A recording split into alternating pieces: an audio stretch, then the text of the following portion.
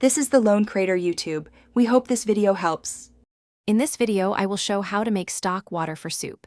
Start by gathering bones, aromatics, cold water, and a large pot. Then set bones in cold water to begin slow extraction. Maintain a gentle simmer, not a boil, and periodically skim the surface to remove foam and fat.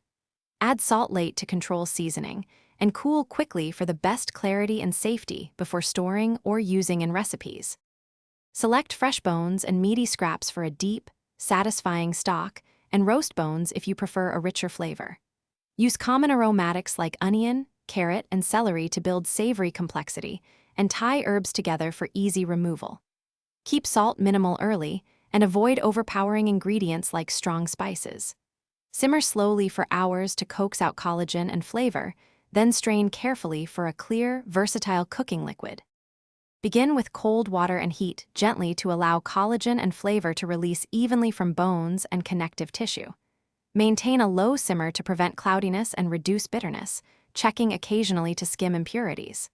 Cook for the appropriate time depending on bones used, then strain solids and cool promptly. Degrease the surface once chilled, portion the liquid, and refrigerate or freeze for soup, risotto, and sauces. Thanks for watching. Consider subscribing if we helped you.